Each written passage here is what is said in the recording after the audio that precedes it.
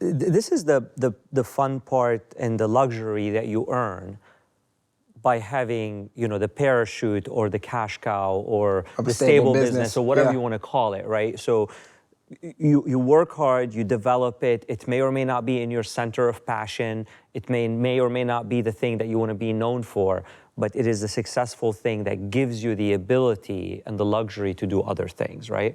So having a casual conversation with my friend Renee at a bar here in Philly, and we were talking about how much I love the flavor combo of banana and Nutella.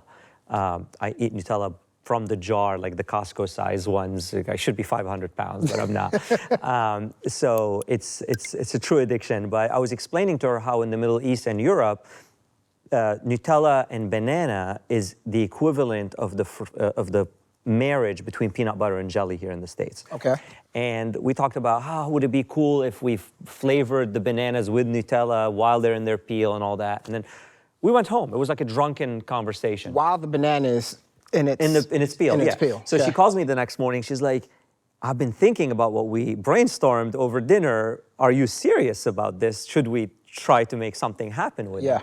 And I was like, sure, let's try it. So we go out, we hire an industrial designer, and we pitch him on what we're trying to do. And he's like, yeah, let's try to do it. So we prototyped, and he ended up not being the right person for us. We hired another industrial design company because it's a silly idea, but the problem you're trying to solve is actually pretty big because Nutella and peanut butter are very viscous material. They're thick. You can't put them in a syringe. You can't put them in a piping bag, right? So we were trying to figure out a way to core a banana, which is curved, right? Create a cavity in it while it's in its peel, and then fill that with peanut butter and Nutella. So when you give it to a kid and they peel it and bite into it, it's banana on the outside, Nutella or peanut butter or honey or whatever on the inside. And this way you can put it in their lunchbox, they can take it to school. Someone who runs a marathon or does running, they can put it in their bag and eat it at the end because of the potassium and all the benefits. So fast forward a couple of years and $350,000 later, we developed a product. We had a functioning prototype. We engaged with factories in China to create our mold. We selected the plastics and the rubber is going to be made out of. And this was, I'm giving you the abbreviated version. This was a very big learning experience. This doesn't sound like the abbreviated version. This is very detailed. Yeah. But this is before Shark Tank. Oh yeah, this is way before Shark Tank. So you invested $350 before, and did that come from angel investors? This would be an interesting, point of learning really for us, because are you using the profits from your baby, which is your marketing company, to fund this crazy?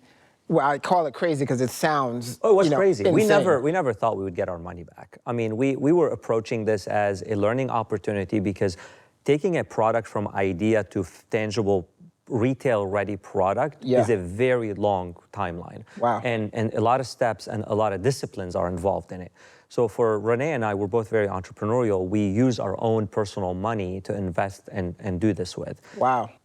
And yeah, it wasn't until Renee saw online that Shark Tank was auditioning at the Javits Center that we were like, oh, let's take our prototype. At that point, we still didn't have the actual finished product, but we had a functioning prototype. So yeah, we stood in line at 4 a.m. We leveraged our marketing know-how. We brought an actor, dressed him up like a banana to create more buzz around our product. And we had a really good run. We auditioned, they liked us, they moved us to the next audition, to the tape, to the Zoom call. It took about a year and a half from our first audition to when we filmed at the Sony studio. When we're watching Shark Tank, these aren't people who just arrived really on, got it. It's a very, very hard road. And they put you through a lot of filters because a lot of people want to take advantage of the show and feature a product and treat it like QVC, like an infomercial. Yeah. So they're very, very sensitive to that. So they really are truly weeding out the people who are truly there actually looking for an investment and not just a commercial to advertise their product. 100%. I mean, we met people that mortgaged their homes, that took loans, that had to sell their homes and move with their parents in order to drive that business. And and they get on the show and they leave it all on the line and hope for the best. So at this stage, you got the craziest thing I've heard. I mean, a banana that is filled with Nutella and peanut butter is insane, right? Or whatever it's filled. Yeah. That just, to me, that It's a silly idea. It's a kitchen gadget. It sounds crazy. Yeah. Correct. But you guys are on Shark Tank, and you get how many sharks to invest? We got 2 sharks to invest. We got Kevin O'Leary and Mark Cuban, which are arguably the most difficult the hardest ones. Yeah. Got it. They don't typically work together, and they're hard on the entrepreneurs. Wow. And here we were having other careers, right? Because they're investing in our side hustle, right? Yeah. In our funny side business. So I had no expectations of getting an investment when we got there. But obviously the product resonated with them, and they really loved it when they bit into the banana, and when they engaged with it, they loved it, and they were like, let's invest. And yeah, they peeled an actual banana on. I never watched the episode. Yeah, they did it in the episode. They peeled the banana and bit in, and it's like a jelly donut. They actually cored the banana, they filled it, and then they ate it. It doesn't come ready, so you do it yourself. Correct, yeah, it's a kitchen gadget. So think of it like a potato peeler, like you use it to do other things. Got it. Yeah. That's nuts. Yeah. Okay, interesting. And on the financial side of things, we were into it for hundreds of thousands of dollars. We were able to break even, which I never thought we would be able to do, that the weekend the show aired. Why do you keep, so here's my question, right? Let's say before Shark Tank, why do you keep investing money to the tune of 6 figures in a side hustle that arguably we're here laughing about because the idea of it sounds so ridiculous, excuse me. Why do you continue pouring money into that? That's an expensive hobby. So listen, and I'm not advocating people do that. At some point you have to stop falling victim to the sunk cost fallacy, right? I already invested 100 grand. Let's invest another 100 grand because we already did it, right? So that's the sunk cost fallacy. We didn't, obviously. I'm arguing it's not a mistake now, but at the time it may have been. And then it's just because we could afford to do it, right? Because I had successful business, I had the real estate putting out cash flow. So you had the money to be able to. So it was play with the idea of it becoming successful. I mean, you have an affluent person building a treehouse. Why, right? It's clearly not an investment that they can ever recoup. So we didn't treat it as an investment. We treated it like a hobby or a passion project, and a learning experience. We learned a lot. And it's still the product is still viable, still it's on Amazon, it's on bananaloca.com. We were on a CBS show a couple weeks ago for National Banana Day. We sell, it's in the top seller ranks on Amazon. Awesome, man. So truly multi-vertical right? investor, entrepreneur, and all of those things. So let's go back to the car for a moment, right? And I know, it's kind of awkward to jump in and out, but this is Wheels and Wealth, and we really enjoy speaking about both. Hell of a car. Where did the passion, the enthusiasm, the desire for awesome machines come from? How long ago did that start?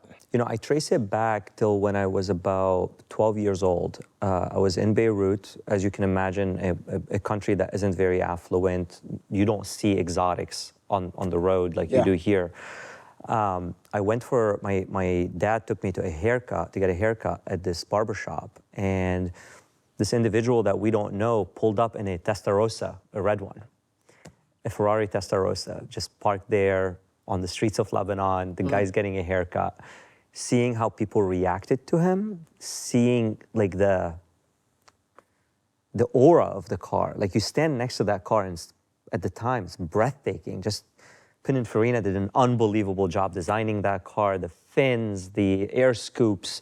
It was such a dramatic moment in my life just seeing that car. And there's a red one near us. Yeah. Without giving away location. There's a red one. Yep, with cream interior. I've seen it. I've not seen the interior, but it's near us. And as you started to describe the lines, the ass on that car is absurd. It's an unbelievable car. I would love to own one day, like a nice specimen. Yeah.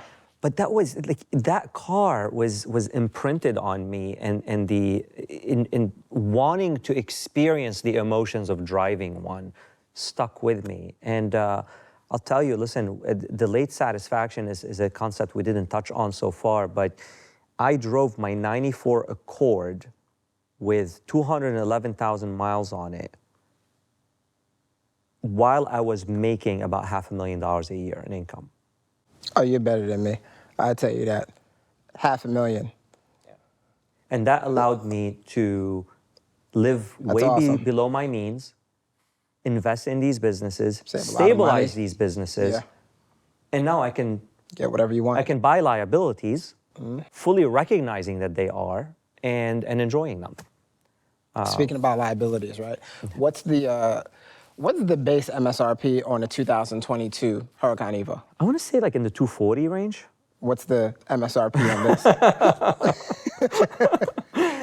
This is 301. So Okay. we went a little crazy with the ad personam. So yeah, we visited the VIP lounge in New York, and the champagne started flowing. And next thing you know, it's like, That's let's your best add this creative leather state, and let's 100. add this paint, and then you end up here. We're infamous on Wheels and Wealth for missing a portion of the car and reshooting outside several times. And I didn't catch this until it was too late. We won't be able to get it on camera, but the seats, we caught the seats, but actually, no, we might be able to get it. The carbon fiber. The carbon fiber buckets, yeah. Oh my God, it just adds a touch of ridiculous. I love this build. It's a really cool car. The experience that I had at that barber shop repeats for me at every car meet. We were, a couple weeks ago, we went to an ice cream store, a bunch of my friends and I, and we parked up front, and this kid running out with his dad, he's like, oh, it's a Lamborghini. And I looked at the kid, I'm like, do you want to sit in it? And just seeing the facial transport. The joy. It's amazing. And I don't want to be materialistic, and I don't want to encourage these kids to be materialistic. But seeing the joy and the excitement of them being able to sit in the driver's seat of this car brings me so much joy. Bechara, obviously a lot of people, let me rephrase that. There are people who have the ability to buy cars like this, and they do. And it comes from a place of, they're not even necessarily interested in the car, right? Some of them It's a status are symbol. pretentious, and that's fine. That's, if you've earned the right to be there, that's your world. How you conduct yourself is how you conduct yourself. However, folks like us, we don't come from a pretentious place with these vehicles. I say this all the time. Cars are art to me. We don't really see people going to museums and appreciating art, and we say to them, oh, or somebody who enjoys whatever they do, whether it's sewing or anything. It's just the price attached to these vehicles. People look at it and it's ludicrous. And I guess, you could put money elsewhere, but they're great investments when you get the right cars. But the beauty of it, that the feeling that it evokes inside of you is just something so special. So that little boy now sees Bechara pull up in his one-of-one Lamborghini Evo, and you are now doing for him what that gentleman in Testarossa did for you. Exactly. And that image lives in his brain. And now he wants to work harder. He wants to, hopefully become a productive member of society and do things for himself, his family, and others that otherwise he might not be able to do if he doesn't reach high enough to be able to earn the type of income and make the type of investments that people who are able to attain these things. 100%. You become his benchmark. You become the trophy, right? And I think that's really important. Yeah. Absolutely. And even more so because it is attainable. Yeah. It is attainable, right? You don't have to be 6'9" and precise with a basketball, right? Or a football, or do any of sing, dance, act, and any of these things that, require truly a talent, a special talent for the vast majority of folks. To get this at this level, it requires skill, okay? To be able to be successful in business and to be, have to possess certain abilities. And skills can be learned over time. Some take shorter time, some take a longer time. Abilities can be acquired over time as you get stronger, and you can start everyday practical businesses that benefit society, but also you get to enjoy the spoils of your war. And I think that's absolutely incredible. So, after I went on that monologue, we want to make sure that at Wheels and Wealth, that our guests are getting truly tangible takeaways from every single guest that comes on our set. And you've run a successful marketing company, which is amazing, but even greater than that, you have had several entrepreneurial endeavors that have failed, and obviously some that have been successful, to the point that now you are kind of a household face for anybody that watches Shark Tank, especially if they watch it religiously. If they want a banana filled with Nutella, I'm the guy. Exactly where to get one from, right? But what are three takeaways, or really three pieces of advice or direction that you would give to our viewers that are budding entrepreneurs, aspiring entrepreneurs, or folks that are aspiring in the marketing space or where have you? What are three solid keys that you can give them to continue their journey, arrive at their destination faster if possible, and stronger? Yeah, I'll try for three, and I'll try to be as deep as I can. The idea of delayed satisfaction is very important and key for me in getting to where I'm at. We live in an era right now where people are flashing their APs and their Pateks on social, and they're showing up in a different Lamborghini every day and that kind of thing. And if you are not ready to take on those liabilities and you want to flex into it because you want to feel alive and you want to keep up, you're actually setting yourself back, right? You have to live below your means and invest in building floors for your careers, floors that you can't fall beneath because you've made the right investments, right? Your business may be volatile, your business may be risky, but it's giving you cash flow right now. Taking that money and investing it in very secure and well-diversified ventures will give you that floor beneath which you are not going to be able to fall unless something extraordinary happens. So delay your satisfaction. Don't buy the Rolex. Don't buy the Lamborghini. Don't buy the BMW. Drive the Honda until you can afford the Lamborghini and buy a BMW, right? So live a few steps below your means and be able to build these floors. And then when you flex, right, you'll be able, you're authentic in doing it, and you're owning it, right? You're not, you're not trying to pose as that, right? It's a more authentic lifestyle, and it's a more fiscally responsible lifestyle. So I think that's one area that I look at as an area that it allowed me to get to where I'm at. So that's one. That's super. I still need to hear that. Yeah. I'm sitting here and like, man. I say it to myself. I wanted to buy a Bugatti.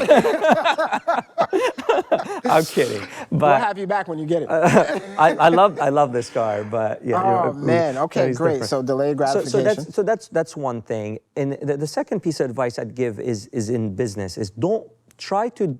You may have to be all things to all people in the beginning of your business, but make it a race. Make it a priority to differentiate through specialization.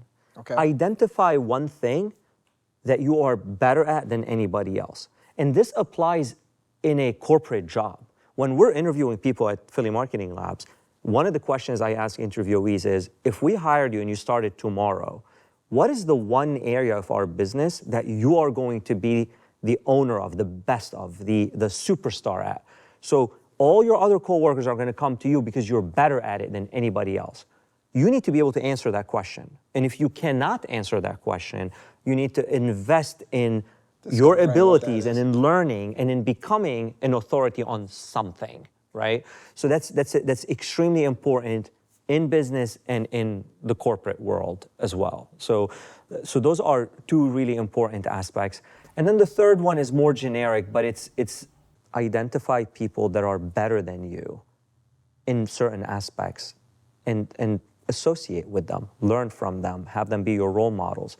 And you can always bring your crew with you, right? But you don't want to be the leader of your crew and be the one that knows the most, that has the most investments, that has the most. You want to be with a crew where you are the lowest man on that totem pole with a lot to learn. Because those people are your mentors, right? Yeah. You're learning from them. And that whole vibe, that whole energy of the group will carry you with it. So just be careful who you hang out with. Awesome. Yeah. So, speaking of delayed gratification, yeah. And back to this pretentious car that you're driving. Yes. No, I'm kidding. Where do we go from here? when I was ordering this car, my brother reached out to me. He's like, hey, you got to know when to stop. Like in life in general, like in business, in ventures, and in cars. Like, okay, Lamborghini, what's next? So. Is your brother a car guy? Because he can be. He got it. He just got a BMW M4 about 2 weeks ago. Brand. So I think he's catching the bug. Yeah. He asked me if I was going to get a Bugatti next, and I'm like, no, that's still a few years out. But I really enjoyed driving the Urus. I think it's a really nice car. So I have the Urus Performante just came out. Yeah. So I was lucky enough that my dealership gave me an allocation for that. Awesome. And I want to end up with the last naturally aspirated V10 Lambo makes, which is not like track oriented, not an STO. So the Lamborghini Huracan Technica was announced recently. So I would like to end up with a sample of that before they start going into electrification. Awesome. I think there's a certain energy, there's a certain vibe of a naturally aspirated V10, that drama, that emotion behind it, and I want to end up with one of those before they stop making them. Any grill cars that ultimately you say to yourself, man, if I get this car, this is a lifer? I don't feel attached to cars in that way. Okay. Yeah, I feel like I want to keep evolving. I think the last V10 I'll probably keep. I do regret selling. I had a 911 Turbo S that I regret selling every day. What year? It was a 2019. Okay, Yeah. awesome. It was an awesome car. I had it wrapped in signal yellow, which is my favorite yellow color. Okay. It's a Porsche color, signal yellow. It's like a deep mustardy looking yellow. I regret selling that car. Mm-hmm. Yellow is tricky. Some people make a really funky yellow that I don't like. The speed yellow is that like very bright, watered down. It's like yellow. a pale. Like a pale. Yeah, yellow. I don't like that. The signal yellow is a very deep, almost orange, has hints of orange in it, yellow, and I love that color. But I couldn't see myself keeping that car for a long time. But maybe the Technica I'll keep. We'll see. Awesome. Stay tuned. So you gave us 3 great takeaways, and I like to do a rapid fire on our cars as well. So I'd say 3 cars, and this is usually tough. It's tough for me because it changes. Yeah, exactly. Every time I think about it, Yep. you could ask me 10 minutes later and my list would change. But 3 dream cars that you want. Maybe you're delaying your own gratification right now. Even if you can get them right now, you just don't have them. Right. 3. Could be old, classic, new, yet to come. Quick. Okay. So the new Lamborghini Revuelto that just unveiled, the insane V12. Yeah. I need a V12 in my life. That's nuts. Do you like the styling better than the Inventor? The front end looks insane. The back end, I'm torn. I need to see it with the spoiler up. I have not seen any pictures of it with the spoiler up. Okay. The back looks too streamlined for me. I'm sure for aerodynamics. Yeah. But anyway, so that's one car. The Lamborghini Countach, just because along with the Testarossa, the Countach was, a poster on my wall. I'd love to own that one day. I've heard that they are horrors to actually live with and drive. Yeah. But the new ones, I mean, they're Oh, you meant the essentially, new one. yeah, the modernized one. Oh, They just okay. released them, yeah. Yeah, gotcha. And some kind of Bugatti at some point, right? Live a little. Yeah, why not? I took a trip a couple of weeks ago. My friend was shopping a Cullinan. Okay. And we went to this dealership, and they had a Bugatti Chiron there. Wow. In gray, and it was beautiful. It's Yeah. the first time I've ever seen one in person. They're stunning. Absolutely nuts. Yeah. I think the tag on it was for like 4.6 million. Absolutely incredible. Wow. Hell of a list, amazing car. What an amazing wealth of knowledge that you have throughout your life experiences and business experiences. Bechara, cheers, thank you very much. Thank you, Khalil. Appreciate it.